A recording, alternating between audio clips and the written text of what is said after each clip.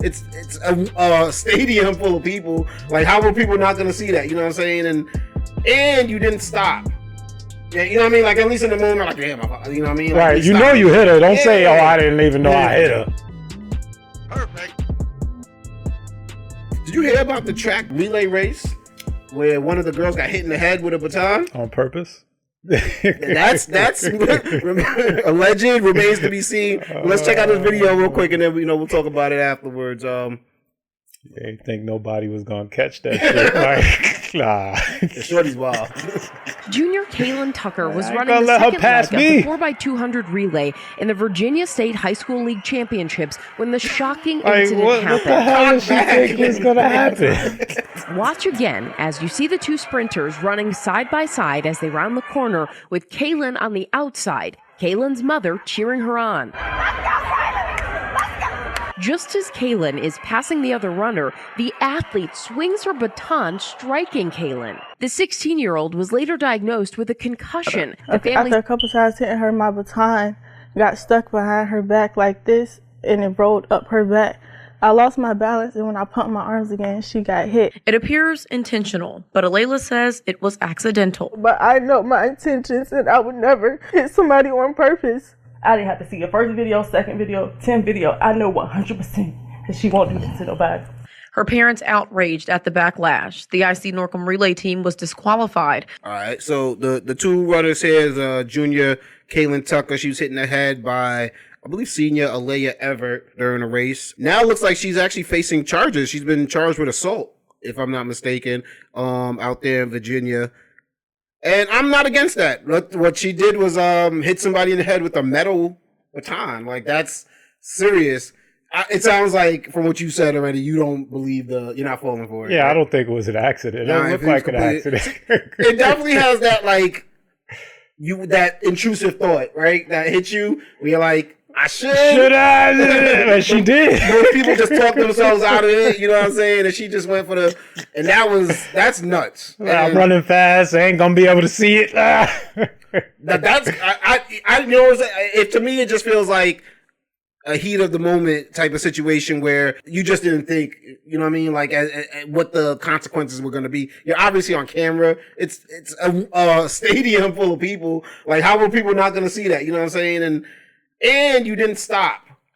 Yeah, you know what I mean? Like, at least in the moment, like, damn, you know what I mean? Like, right, you know you hit her. Don't say, oh, I didn't even know I hit her. Like, she kind of does like a little reach down, kind of, like, at first, and I was like, nah, I ain't doing that.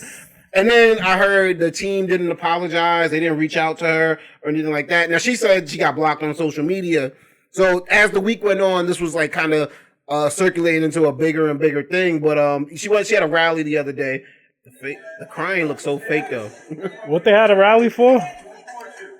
Let me see. So basically, hundreds of people gathered to support track star Alaila Everett after believing she's been wrongly accused of purposely attacking the track star. So I think this was after she got charged. I don't know if I don't think she's been arrested, though. I think they might have charged. I don't know if she turned herself in or what the case. But they did say photos from the event show a few dozen, not hundreds. So, to be hating.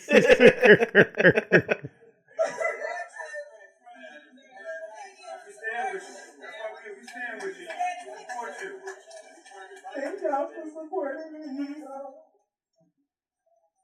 There's nobody else wanted to hear my story except for people that know me and people that know I would never do anything like that. I would never harm anybody. I'm not a fighter. I'm not even confrontation. I wouldn't even do that. And I thank y'all for believing in me, and I love y'all. The only thing that bothers me about this is just like, I feel this is one of those situations where she has no choice but to double down on it wasn't an accident, and you really start to believe that it was an accident, and she's made herself believe that it was an accident to where she could just cry and do all. It was not an accident. I'm sorry. It wasn't at all. But even the excuse of like it got caught up in my back and we were hitting elbows. If you was genuinely sorry, like she was clearly, you seen that the girl stopped and she was clearly you would have like I can't. If it was a mistake too, yeah, I know what you're saying. Like you'd have been like, oh, I after race, like I don't want anybody to think I did this on purpose. Yeah. It's at first I kind of She wanted wasn't trying to get that bronze. I tried to give her the benefit of the doubt and be like, she's playing to the whistle. She was like, like they tell you don't stop until you hear the whistle. But after the more and more I watched the video, it definitely feels like she went out of her way to make that. She knew that was her last chance right there too to make contact with her, and she's like, and now I do feel bad because these are high school kids. So they don't realize if I start running with a lie, how bad it could be. And I kind of feel like by this point, lawyers have told her not to admit guilt.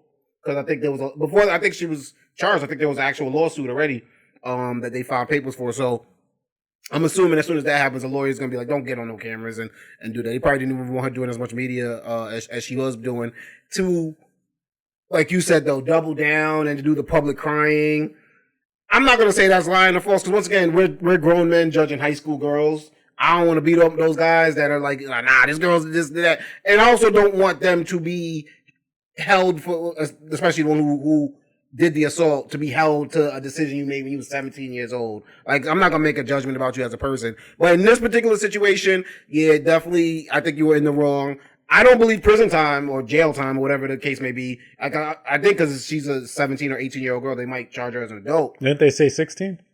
Is she 16? I thought they said 16. I thought the older one was like I don't know. I knew one of them was close to 15, 16. Okay, younger, yeah. And I thought the other one was like 17, 18. But I could be wrong about the ages. If she is in that age range where she could be charged as an adult, I don't think jail time is necessary. Community service, anything short, this girl should never be behind bars. Yeah, no, I don't think, like, for me, more so just scare her, right? Like, scare her, like, you can't be doing shit like this, right? Yeah. There's no need to ruin the child's life. Because if there was white athletes, I don't think no one would be thinking anything. I don't even think charges would have been necessarily filed. I don't want to play that game. I hate that conversation. I mean, because it may be so, but you just don't know. I think every situation is different. But obviously, that's the first thing I was talking to Thalia about. That's the first thing. If this was white kid, I'm like, I just feel like, I don't know if they would like pressing charges. Maybe I could be wrong. I'm sure if you sat there, if we sat here and did the research, we could find incidents where people were charged of all different races and all things like that. I just hate when like young black girls are viewed as women, and now we're trying to charge them as if they were adults. Where this is obviously a high school student that made a mistake in the heat of the moment. Yeah, but thoughts and prayers are both. Yeah, like you can't be hitting people in the head though. That's that's next level. Like, shout out to those parents for not rowdy, running up on that track. Yeah, because it could have went left real quick. Because everyone's seen it. Clear as day. Fast as it was moving. What's good, y'all? It's your man DJ Playboy, and I'm here with my guy Spec, and we representing for the Perfect Talk podcast. Make sure y'all like and subscribe, people, and of course, hop in the comments. Let us know what you thinking. Go check out the website www.perfecttalkpodcast.com. All the episodes right there. Yes, sir. Peace.